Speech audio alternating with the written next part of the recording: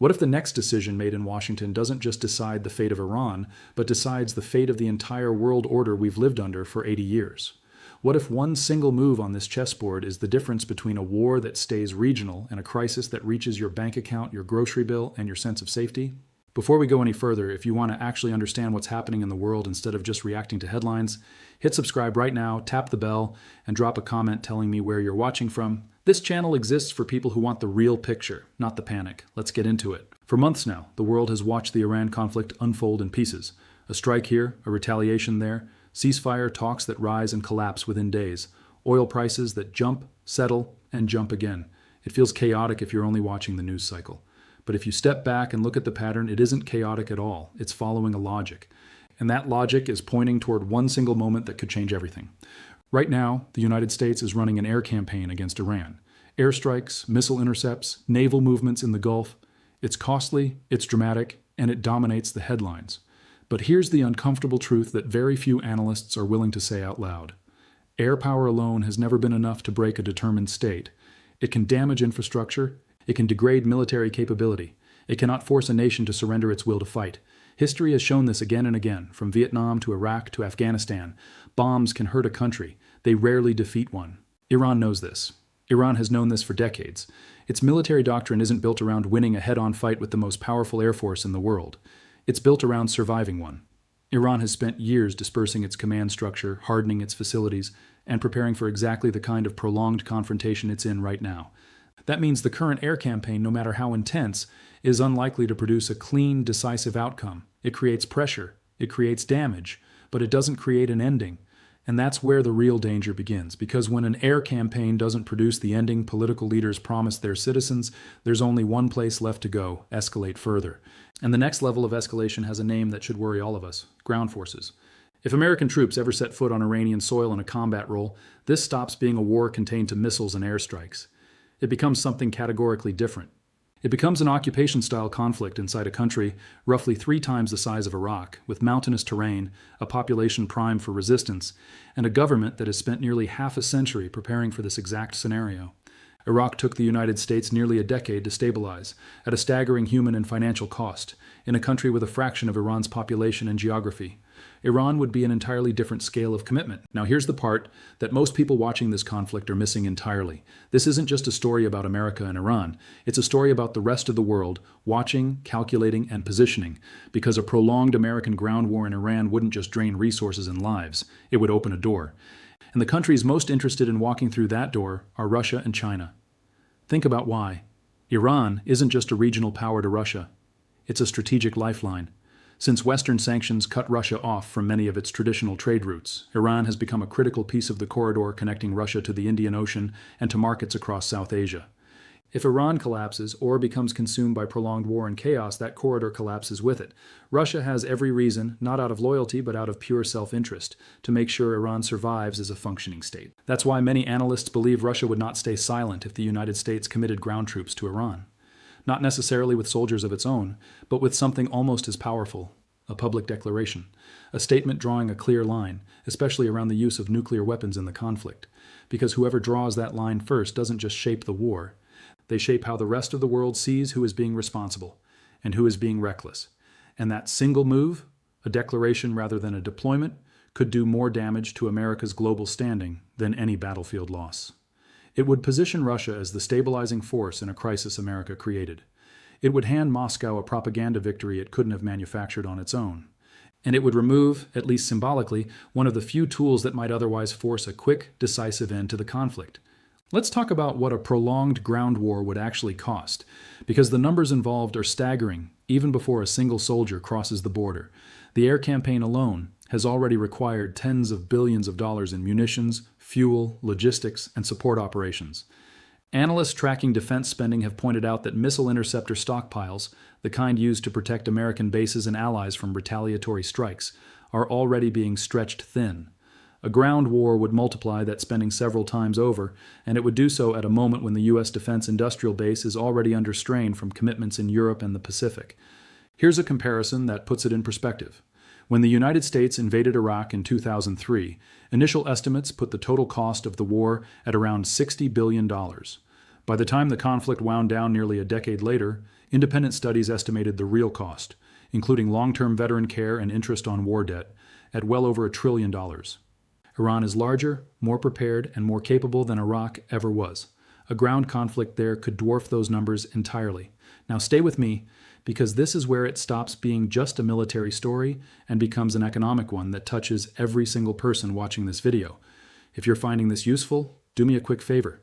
Hit that like button right now, not for me, but so this analysis reaches more people who need to see the full picture, instead of the surface-level headlines everyone else is repeating. It genuinely helps. Now let's keep going. A ground war in Iran sits directly on top of one of the most important choke points in the global economy, the Strait of Hormuz. Roughly a fifth of the world's oil supply passes through that narrow stretch of water every single day. Even the current level of tension has pushed oil prices above $90 a barrel in recent periods. A sustained ground conflict, with the strait genuinely contested rather than just threatened, could send prices well beyond $100, and some energy analysts warn it could climb even higher if shipping insurers pull out of the region entirely. Think about what that actually means in daily life. Higher oil prices don't stay in the oil market, they move into diesel, which moves into shipping costs, which moves into the price of everything transported by truck or ship, which is almost everything you buy. They move into airline ticket prices, they move into the cost of heating your home. And when energy costs rise across an entire economy, central banks face an impossible choice. Let inflation run or raise interest rates and slow growth even further. Either path hurts ordinary families who had nothing to do with the decision to go to war in the first place. There's a second layer to this that's just as important and far less visible. Every dollar and every soldier committed to a prolonged conflict in Iran is a dollar and a soldier not available somewhere else. The United States doesn't operate in isolation. It maintains commitments in Europe, where the war in Ukraine continues to demand support. It maintains a growing military posture in the Pacific, where tensions with China over Taiwan have been rising for years. A military deeply entangled in a ground war in the Middle East is a military with less capacity, less attention, and less credible deterrence everywhere else. This is exactly the kind of opportunity that rival powers watch for, not because they're plotting some dramatic simultaneous move, but because history shows that overstretched empires create openings, and openings get used. China doesn't need to fire a single shot to benefit from an America bogged down in Iran. It simply needs to wait, invest, and expand its influence while American attention and resources are pulled elsewhere.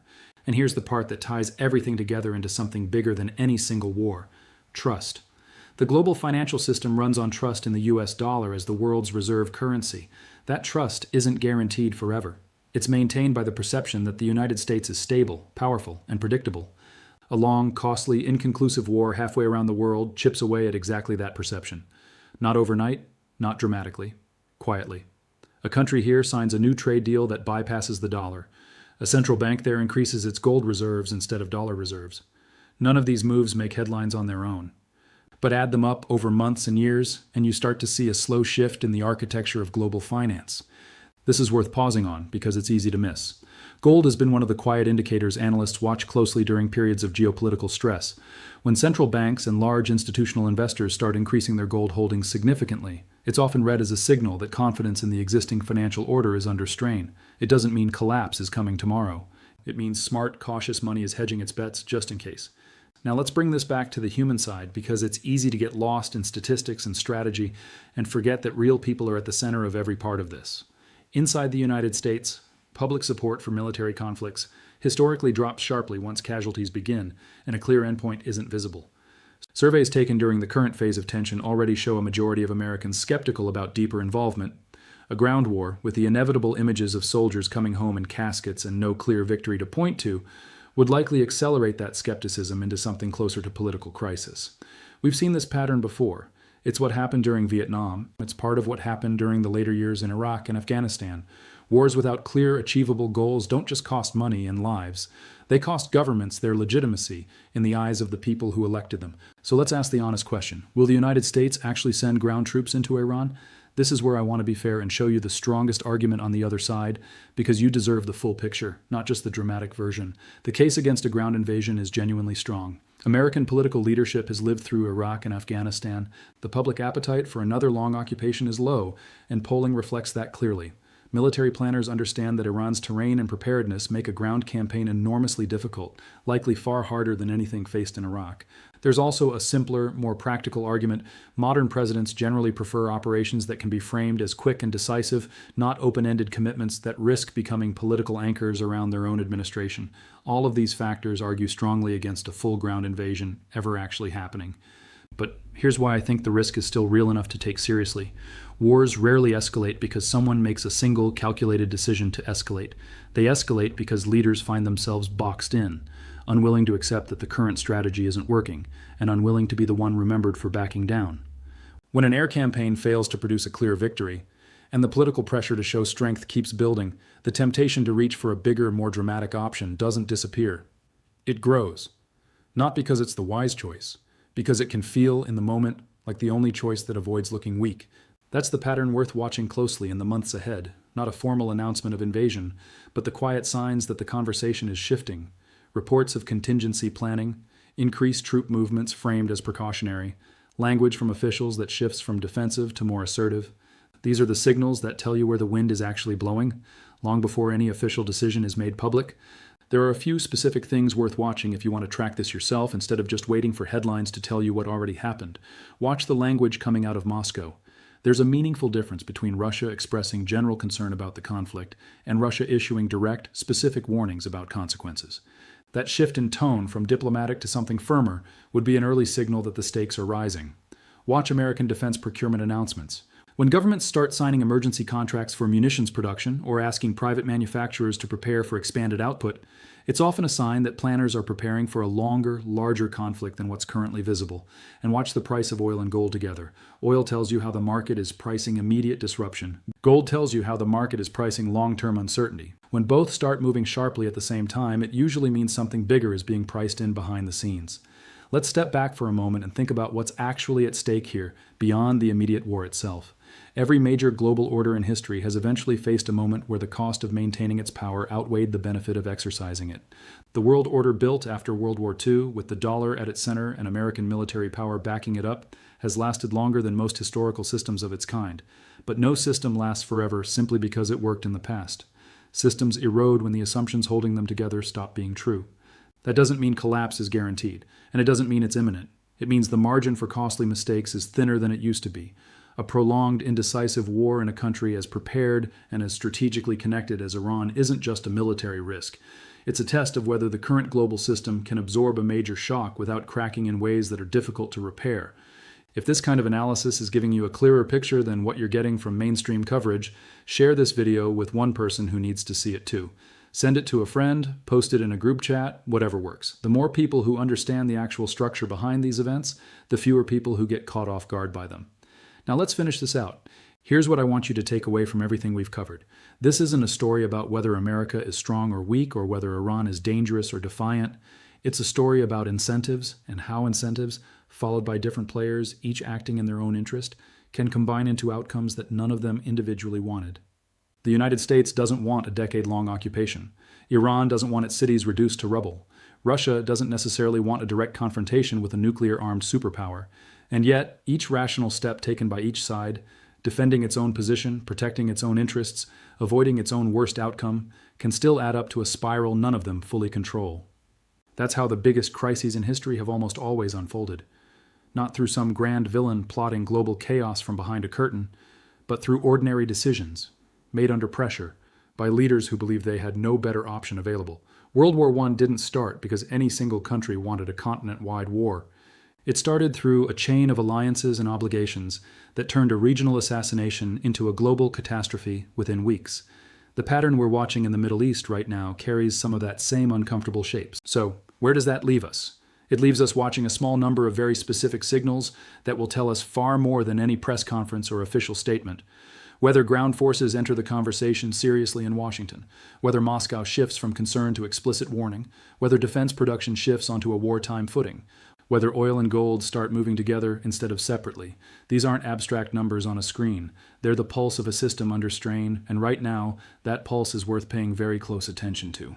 Empires and global systems rarely fall in a single dramatic moment that historians can point to and say, that was the day it ended. They erode gradually through decisions that each seemed reasonable in isolation, Until one day, the structure that seemed permanent no longer holds the weight it used to. Whether that's what we're witnessing right now, nobody can say with total certainty. But the signs are there if you know where to look, and now you do. I want to know what you think.